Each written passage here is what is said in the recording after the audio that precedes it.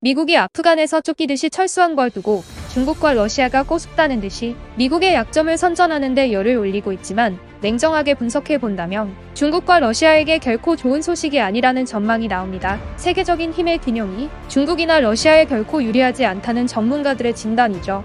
월스트리트 저널이 미군의 철군이 국제적인 역학관계에 어떤 영향을 미칠 것인지 전문가들의 분석을 보도했는데요. 군사력과 경제적 자원의 측면에서 미국이 여전히 중국, 러시아보다 우세한 상황인데다 영원히 끝날 것 같지 않던 전쟁 상대 아프간을 털고 나옴으로써 이제 중국, 러시아와 본격적으로 전략적 경쟁을 할 수 있다는 점에서 미국이 유리하다고 전문가들이 진단하고 있습니다. 게다가 미국은 아프간에서 지리적으로 멀리 떨어져 있게 되는 반면 중국이나 러시아는 인접국으로 국제 테러 집단의 온상지, 아프간이 골치덩어리로 다가올 것이라는 거죠. 중국의 국제관계학자 마샤오린도 중국은 아직 아프간에서 미국을 대체할 만한 준비가 안 돼 있다고 분석할 정도입니다.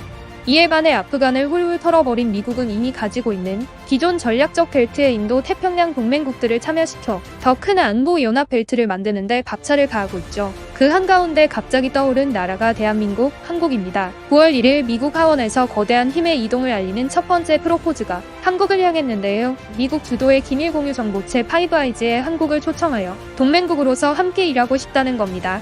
그동안 지소미아에 목매달던 일본이 그렇게 들어가고 싶어 30여 년 동안을 미국, 영국에 잘 보이려고 애썼던 결과 6번째 나라가 되는 걸 본 건데 미국이 한국에 먼저 러브콜을 보내자 황당한 건 일본입니다. 사실상 파이브아이스는 영어권 서방 세계가 소련의 팽창과 위협을 견제하기 위해 만든 것인데 이제는 중국의 위협까지 감당해야 하는 상황이 된 거죠. 2013년 미국 국가안보국 요원이었던 에드워드 스노든이 통신도감청 기밀문서를 폭로할 때 애셜론이라는 통신도 감청 프로그램을 극비에 운영한 것으로 유명했던 실체가 드러났는데 미국, 영국, 캐나다, 호주, 뉴질랜드로 이어지는 세계 최고 수준의 군사, 정보 동맹체 파이브아이스였습니다. 그동안 일본의 노력도 헛되지는 않아서 얼마 전에 일본이 여기에 추가되면서 식스아이스로 개편될 것이라는 전망이 나돌았는데요.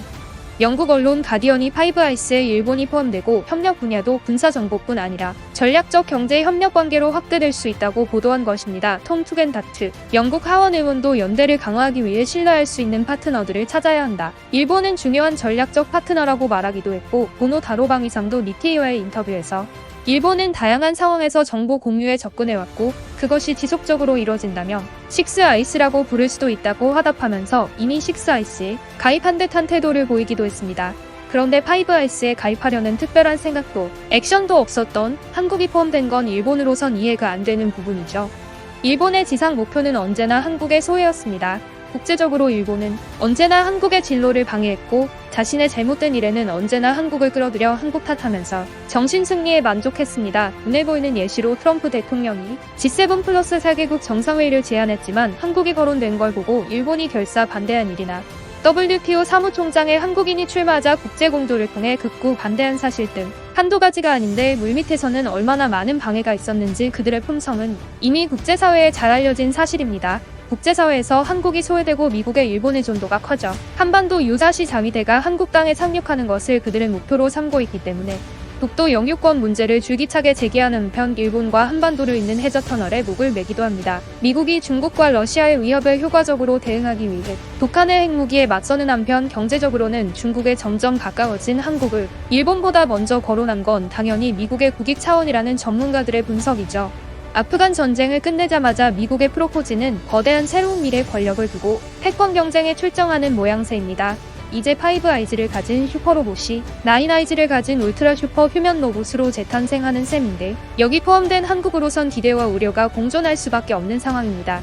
사드 배치 때만 하더라도 중국 보복에 너무 큰 대가를 치렀던 한국으로선 반가워만 할 수는 없는 상황인데 이번 하원 군사위 산하정보 특수작전 소위가 2022 회계연도 국방수권법 개정안에 한국, 일본, 인도, 독일의 합류를 담은 것인데 개정안에는 국가정보국이 국방부와 조율해서 파이브아이즈 대상 국가 확대 시 이점과 위험성, 각국이 기여할 수 있는 부분 등에 대한 검토를 거쳐 내년 5월 20일까지 의회에 보고하라는 내용입니다. 이란, 이라크, 아프가니스탄을 중심으로 중동에 치중했던 미국의 전력이 급속히 중국과 러시아가 힘을 쏟고 있는 동북아 쪽으로 재편될 조짐을 보이면서 바이든 정부가 지역 파트너들과 보다 긴밀한 협력 관계를 원하고 있는데 파이브아이즈 역시 정보동맹을 인도태평양 지역까지 확대하려는 움직임이라는 분석도 있습니다. 만약 일본이 포함되고 한국이 제외되었다면 한반도 운명에도 먹구름이 낄 뻔했죠. 북한의 오판으로 6.25 전쟁의 도화선이 되었던 에치슨 라인이 재현될 뻔한 겁니다. 미국의 극동 방위선에서 한국, 대만, 인도, 차이나 반도를 제외시킨다는 에치슨 선언이 한국 전쟁을 불러온 것인데, 이번 파이브 아이즈 한국이 포함된 것은 쓰라린 아픔의 과거를 딛고 일어선 한국의 높아진 위상에 대한 화답이 아닐 수 없습니다. 감사합니다. 최상 반응이었습니다.